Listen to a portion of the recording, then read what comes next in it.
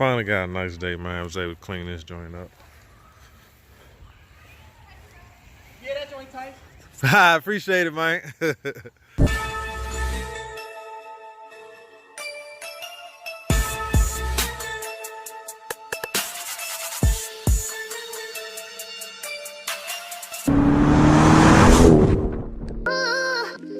Audio Jungle.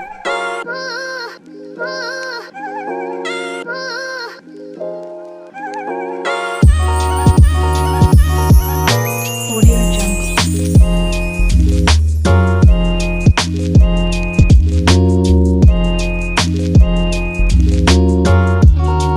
Audio Jungle. What's up, guys? Welcome back to the channel, man. Today's video, man, I got an email. I know somebody DM'd me asking me about would I buy a high mileage Dodge Charger or Challenger.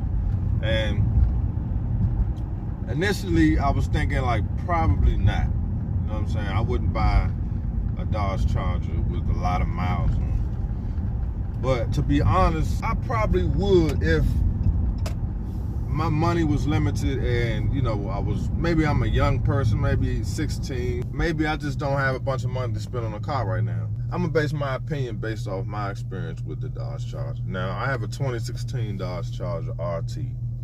And before this, I had a V6 Dodge Charger. And my V6 Charger was a 2007 and already had, I think it had 30-something thousand miles on it when I bought it. And that was in 2010 when I bought my 2007 Dodge Charger. And I'm gonna be honest, I ain't have not one problem out of that car. You know what I'm saying? Even though it had 30-something thousand miles on it, and it was a few years older than the year I was in at the time when I bought it, I didn't have any problems with that car. So fast forward to now, I have a 2016, I have a 5-year-old Dodge Charger, and I have not had one mechanical issue with this car. And I got currently I have 70,000 miles on this car.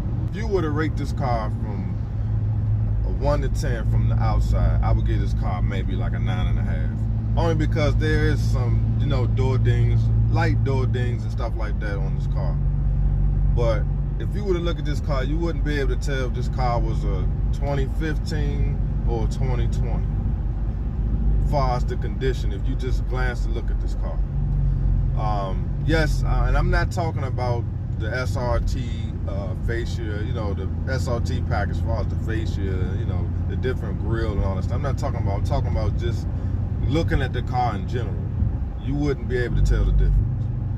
So if someone were to go to a dealership and purchase a 2016 RT right now, you probably pay in the low 20s for it, when the sticker for this car was $43,000. Now, I haven't had any mechanical issues out of this car, so if somebody were to buy this car off me right now, they could probably get another 3-4 years out of it. You feel what I'm trying to say? Maybe longer, depends on how they drive it, depends on how they take care of the car. So buying a 4 or 5-year-old Dodge Charger, depending on how the car's been taken care of, might not be a bad idea. That's why so many people are buying older Hellcats. Now, Hellcats is a whole different story. Only because that car's probably been driven very hard. Maybe or maybe not. So again, going back to my car, if somebody were to buy this car from me, I haven't really driven this car that hard. I mean, you know, I do burnouts here and there, get on it a little bit, but I haven't really driven this car real hard. So if somebody was to buy this car, they'll be getting a really good car. It still rides like it did the first day I bought it. The interior still looks good. You know, so it's nothing in the inside is peeling or nothing like that. So it just all depends on how well the car's been taken care of. If I would buy a Dodge Charger with a whole bunch of miles on it. So it just varies, man. It just depends on how well the person took care of the car. If you can check the records, you know, the service records. Like my car's always been serviced at the dealership. I regularly change my oil. my tires, you know, my brakes and stuff like that. This car still has the original rotors on it. You know what I'm saying? So that tells you right there that I've been taking care of this car. You know what I'm saying? Yes, I've changed the brake pads, but the rotors are still original. Because I told you I wanted to change my rotors to the power stops, but I haven't done it yet. So I think you just will have to do your research on the vehicle. You know, check the Carfax. If you can potentially contact the owner, which is probably hard to do, considering, you know, where you're buying the car from. If you're actually buying it from a person and not a dealership, it'll be easier to get the history of the vehicle. If you would have asked me this a while ago, I'd probably say no, I wouldn't buy a high mileage Dodge Charger, but I just have a different perspective about it now because I look at the condition of my car. This car's in really good shape, man. So if somebody were to buy this car off me, they'd be happy. They'd be really happy. So again, man, it just all depends. I know a lot of people, most people probably wouldn't buy a high mileage Dodge Charger, but for one, you can save a lot of money, and you can always get a warranty.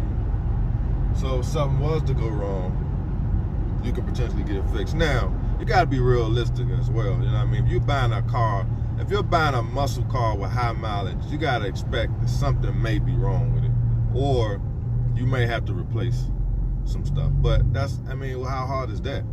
Long as nothing's wrong with the transmission or there's nothing wrong with the motor, most other parts you can replace or fix. So you could potentially save a lot of money if you buy a high mileage Dodge Charger. But again, my advice is just make sure you do your research on the vehicle. If you're buying it from an individual, it'll be easier to check the history of the car to kind of get an idea how the car was driven, what kind of condition it's currently in. Because I know Dodge Chargers, the tie rod ends and stuff like that are known to go bad. So I'll make sure I check that. I've just had a car checked thoroughly. You know what I'm saying? You can get a high mileage Hellcat, like a 2016 high mileage Hellcat in the low 40s. You know what I'm saying? I'm talking about a Hellcat with maybe 60,000 miles, or Scat Pack with high mileage, you can get it in the 20s. This thing, you can get a 392 Scat Pack, 485 horsepower for $20-something thousand if you got a lot of miles. Now, you know daggone well that car's probably been driven very hard, but again, if you check the history of the car, you drive it, the car still feels sturdy, you get a warranty for it, and you can buy a Dodge warranty even if the car is out of warranty. You can go online and buy a Dodge warranty. You don't have to buy one of those aftermarket warranties, Car Shield and all that. Now, I don't know anything about those warranties, but you can buy a Dodge warranty for the car. So, because I was even thinking about, I said, damn, maybe I should just buy a high mileage 392.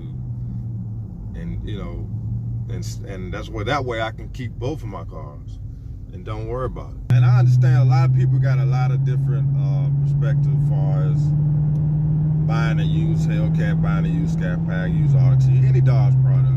So leave your comments, let me know what you think, how you feel about buying a car, a Dodge Charger, Challenger with high mileage on it. Because you gotta understand that everybody's situation is different. Like, some of us can work on cars. I can't work, I'm not a damn mechanic, I'm gonna keep it 100 with you. I like doing the cosmetic stuff as far as the outside appearance. That's my thing. As far as working on the transmissions and changing the differential and all that kind of, like, that's not what I do. Not saying I'm not, you know, I'm not open to learning how to do those things. Like I said, once I get a garage that I can, you know, buy a lift and put it, you know, work on my own car, I'll do that. There's a lot of people out here who can work on their own car. You know, they got the equipment they need, and working on their own car is not a big deal. And if you're that type of individual, it probably would make sense to buy a Dodge Charger with high mileage, because you can fix anything yourself. And we all know you can save a lot of money by working on your own car. You know what I'm saying? So, like I said, everybody's situation is different. You can't knock somebody else for buying a Charger with a lot of mileage on it, because everybody has their own mind on what their plans are with that vehicle. Now, I know a lot of people are totally against buying a used muscle car, especially if it has high mileage. And me being the type of person I am, I probably wouldn't buy one, only because I'm in a position to buy a new one. So, but if I didn't have the cash to buy a new one and I wanted one bad enough, I would buy a used one. Because like I say, you can fix it. You can, you know, some of them are still in really good condition, even though it's used. So, like I say, it all depends on your situation. So I just thought that was a topic I would like to discuss real quick because, like I say, I'm getting DM'd by a lot of people asking me about buying Dodge Chargers and Challengers with a lot of mileage, because you're starting to see a lot of them for sale because people, you know, are trading them in, and especially with this pandemic, people can't afford to have these cars anymore, and so some people are getting right to the point where they get ready to pay the car off and something happened, now they got to either get repossessed or they got to get rid of it. So, you know, people have kids, they need bigger cars, they need SUVs, you know, so it's all kinds of reasons why somebody will get rid of, you know, their car. But if you're thinking about buying one with a lot of mileage, it might not be a bad idea. It just all depends on the condition of the car, how you're buying it, where you're buying it, you know, your situation as far as being able to fix things that go wrong, and, you know, just get a warranty. So to sum it all up, man, it depends. It just depends on your situation. Everybody's different. Like I say, this car has 70,000 miles on it, and it rides just like it did the first day I bought it. And that is no exaggeration. This car still rides like it's new. When I put it in sport mode, the steering wheel still gets tight and strong, just like it did the first day I got it. I don't even have the Hemi tick. My tie rods and all that kind of stuff, I don't have any problems out of this stuff. I haven't had one problem when it came down to that. What the heck everybody doing up here? Somebody, oh, they doing construction. I said, what the hell, everybody slamming on the brakes. So, I know, I hope that helped you, man. Like I said, it just depends on your situation. If you got a mechanic or you are a mechanic, if you got a mechanic or you're a mechanic yourself, that definitely helps, because any car, I don't care what it is, will have problems or need to be fixed, or just because you gotta replace something doesn't mean that's the end of the car, is over.